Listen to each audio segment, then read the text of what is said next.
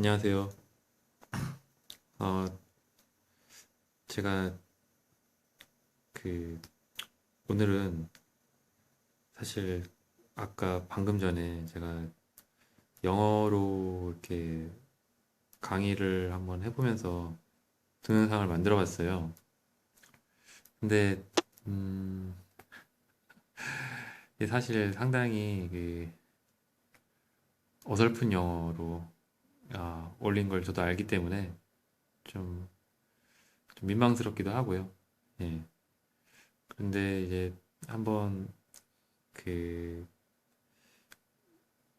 한글, 그러니까 저희 모국어죠. 우리의 모국어. 예, 한번 다시 올려보게 되었습니다. 네. 어, 제가, 제가 좀 여기 피부 상태도 안 좋고, 지금 뭐, 좀, 뭐 이렇게, 여기 여드름도 나고, 그냥 양해 바랍니다. 우린 개발자잖아요. 네. 개발자 뭐 이런 거 신경 쓰나요? 오늘 제가 말씀드릴 것은 소프트웨어 재사용에 대한 것이에요. 소프트 재사용. 음, 사실, 제가 그 소프트웨어의 이제 업계에 벌써 꽤 오래됐죠. 한 15년. 대학교에서 공부한 것까지 치면은 거의 한 20년 정도를 이제 소프트에 있었고. 음, 근데 사실 잘 모르겠어요, 진짜로. 예, 아직도. 정말 모르니까 모르겠는 것 같긴 해요. 그런데, 음, 그, 제가 언제부턴지 저는 소프트웨어는 재사용이 전부다라는 생각을 가지고 있어요. 이것이 조금 잘못된 저만의 생각일지도 몰라요, 사실은. 그러나 저는 어, 이 얘기를 좀 하고 싶어요. 소프트웨어 재사용이 소프트웨어의 사실 모든 것이다 라는 얘기를 좀 하고 싶어요. 그, 그러니까 뭐 이 얘기를 제가 뭐 이렇게 한다 그러면 어디서 시작해야 할지도 모르겠고 사실은 예. 또 가볍게 얘기를 하려고 이제 이렇게 준비를 한 것이기 때문에 음, 좀 쉬운 내용은 아니지만 조금은 두서가 없더라도 한번 얘기를 해보겠습니다. 사실 소프트웨어 반대말 그럼 우리 하드웨어 그러잖아요. 근데 과연 소프트웨어 반대말이 하드웨어일까요? 그러니까 소프트웨어는 보이지 않아서 이제 저희가 않고 하드웨어는 보인다. 예, 그렇게 생각하기 때문에 소프트웨어와 하드웨어는 서로 반대되는 용어 이렇게 하고 뭔가 얘기를 하는데 저는 그렇게 생각을 안 해요. 예, 두 개 같은 거라고 생각을 해요. 왜 같냐? 둘 다 로직이거든요. 로직. 예, 결국은 로직이고 그 로직이 뭔가요? 로직이 결국은 그 소프트웨어든 하드웨어든 연산작용을 하는 거라는 거죠. 목적은. 그게 피지컬한 하드웨어 물체건 보이지 않는 소프트웨어 물체건. 사실 소프트웨어도 보이지 않는다고 하지만 걔를 구동시켜주는 건 하드웨어고요. 사실. 예. 그 근데 뭐 사실 소프트웨어가 꼭 보이지 않는다라고도 할 수 있을까요? 그것도 애매해요. 여러분 하드웨어를 갖다가 물리적인 피지컬 디바이스에 넣어놓으면 그 모양이 안 변하나요? 안에 뚜껑 열어보면 예. 뭐 저도 잘은 모르지만 물리적인 상태가 변해 있어요. 그 디바이스 안에. 예. 그 그러니까 저장이 된 거죠. 예. 그 그런데 이제 큰 차이가 하나 있는 것이 그 소프트웨어는 상당히 유동적이라는 거예요. 하드웨어에 비해서. 저희가 하드웨어를 만들었을 때에는 다시 하드웨어를 만들기 위해서는 기존에 만들었던 하드웨어를 못 쓰는 경우가 많아요. 물론 어떻게 잘 하면은 기존의 하드웨어를 좀 정교하게 또 발전시켜서 진화시킬 수도 있겠지만 어려울 거라고요. 근데 소프트웨어는 안 그래요. 소프트웨어는 물론 소프트웨어도 코딩을 새로 해야 되는 경우도 있겠지만 그 소프트웨어의 큰 장점은 어, 그 건들기가 상당히 쉽다는 거예요. 아주 쉬워요. 그렇죠? 예. 저희 뭐 하드웨어 바꿀 때에는 뭐 잘은 모르지만 뭐 이렇게 상당히 어떤 물리적인 아주 디테일한 어떤 작업이 필요할 수도 있잖아요. 이렇게 막 뭐 현미경으로 좀 봐야 되나요? 이렇게 확대도 시켜야 되고 뭐 납땜질도 뗀 거 떼가지고 딴 데 붙여야 되고 뭐 잘은 모르지만요. 근데 소프트웨어는 그냥 바꾸고자 하는 부분에 대해서 이렇게 수정을 해주면 되는 거예요. 물론 그게 또 쉬운 일은 아니죠. 구조가 바뀔 수도 있고 또 뭐 그 전체적인 아키텍처나 디자인이 바뀌는 경우에는 상당히 그 코스트가 큰 거는 분명합니다. 그러나 하드웨어에 비해서는 상당히 유동적이라는 것이죠. 그러나 하드웨어와 소프트웨어는 그 지향하는 바는 똑같다. 입력된 데이터를 기반으로 계산을 해서 아웃풋을 도출한다는 면에서는 같다라고 생각을 합니다. 어,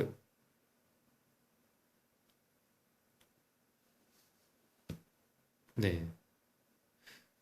그런데 그 목적이 같기 때문에 이제 목적이 같은데 왜 우리가 소프트웨어 쪽으로 좀 더 이제 많이 요즘 추세가 옮겨가느냐? 왜 그럴까요? 말씀드린 것처럼 소프트웨어가 훨씬 유동적이기 때문이에요. 뭐가 유동적이냐? 그 기존에 처음에 만들었던 소프트웨어를 지속적으로 변화시키면서 발전시켜 나가는 것이 훨씬 용이하다는 것이죠. 그럼 어떻게 그게 용이할 수가 있느냐? 네, 그 이유는 소프트웨어는 그 재사용을 기반으로 하기 때문입니다. 예, 이게 큰 차이예요. 큰 차이가 아니라 이게 소프트웨어 개발에 있어서 강력한 어떤 프린시플, 원리입니다. 소프트웨어 개발이 획기적으로 발전할 수 있는 원리예요. 제가 말은 뭐 이렇게 되게 추상적이면서도 모호하게 했는데요. 소프트웨어 모든 소프트웨어 여러분들이 개발하실 때 모든 용어는 대부분 재사용을 염두에 둡니다. 함수? 함수를 우리가 왜 만드나요? 그냥 너무 그 메인에다가 다 넣기가 좀 모양이 볼품이 없으니까 좀 예쁘게 하기 위해서 분류를 하나요? 함수 이름으로 조각조각 나누면은 좀 코드의 리더빌리티도 높아지고 그러니까 뭐 그럴 수도 있겠죠, 사실은. 예, 그럴 수도 있어요. 메인 안에 다 넣으면 읽기가 불편하잖아요. 좀 함수 단위로 나누면 좀 더 이렇게 좀